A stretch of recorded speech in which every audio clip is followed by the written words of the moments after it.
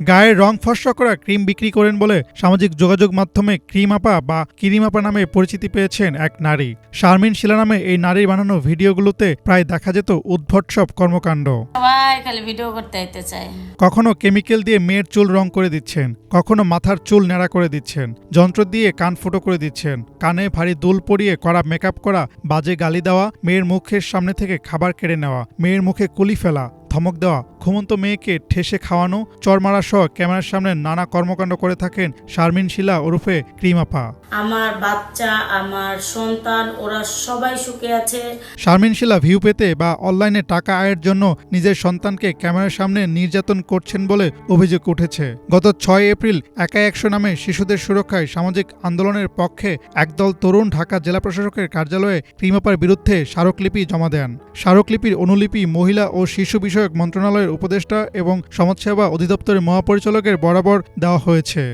আমি কিছু নিউজ দেখে যে আমাকে নিয়েও মানুষ নিউজ করে, আমার মাঝে মাঝে হাসিও লাগে, যা করে যখন ভালো।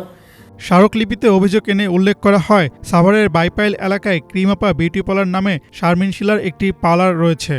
তিনি ভিডিওতে কিভাবে ক্রিম ব্যবহার করতে হবে তা জানান। এর বাইরে কি রান্না করছেন, কি খাচ্ছেন এসব নিয়ে করা ভিডিওতে মেয়েকে হাজির করেন। সেসব ভিডিওতে দেখা যায় কখনো মেয়েটি হাসে, আবার কখনো অস্বাভাবিকভাবে কাঁদে। মেয়েটি যে সারাক্ষণ আতঙ্কের মধ্যে থাকে তা বিভিন্ন ভিডিওতে স্পষ্ট বোঝা যায়।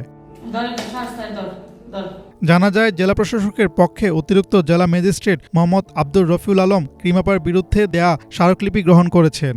আব্দুর রফিউল আলম গণমাধ্যমে বলেন, স্মারকলিপি পাওয়ার পর সাভার উপজেলা নির্বাহী কর্মকর্তাকে এ বিষয়ে প্রয়োজনীয় ব্যবস্থা নিতে নির্দেশনা দিয়েছেন। আমার পরিবারের মানুষ খুব সুখে আছে, খুব ভালো আছে, আমরা অনেক ভালো আছি। এ নিয়ে সাভারের ইউনো মোহাম্মদ আবু বকর সরকার জানিয়েছেন, উপজেলা মহিলা বিষয়ক কর্মকর্তা শিশু সন্তানকে নির্যাতন করার অভিযোগের বিষয়ে ব্যাখ্যা চেয়ে ওই নারীর কাছে চিঠি পাঠিয়েছেন। ওই নারী চিঠির সদুত্তর দিতে না পারলে প্রচলিত আইন অনুযায়ী ব্যবস্থা নেওয়া হবে। বিসমিল্লাহ।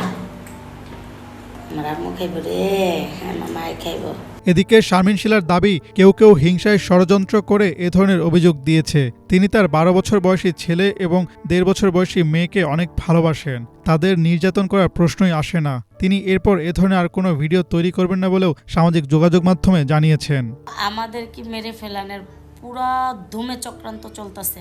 বিশেষজ্ঞদের মতে, অভিযুক্ত শারমিন শিলা ক্যামেরার সামনে সন্তানদের সঙ্গে দৃশ্যত যা করছেন তা এক ধরনের নির্যাতনমূলক আচরণ বলা যায়। তবে যেহেতু তিনি পরিকল্পনা করে করছেন, তাই সন্তানকে নির্যাতন করছেন সরাসরি তা বলার উপায় নেই। সামাজিক যোগাযোগ মাধ্যমে তিনি সন্তানকে যেভাবে উপস্থাপন করছেন তাতে শিশুর মানসিক বিকাশে এটি সমস্যা হতে পারে। নৈতিকতার ক্ষেত্রে এ ধরনের আচরণ গ্রহণযোগ্য নয়। আমাকে নিয়েও মানুষ নিউজ করে। হাসনাত জুবায়ের, বাংলাভিশন, ঢাকা। জন্য মার্কেট, এটা আমার ছেলের জন্য।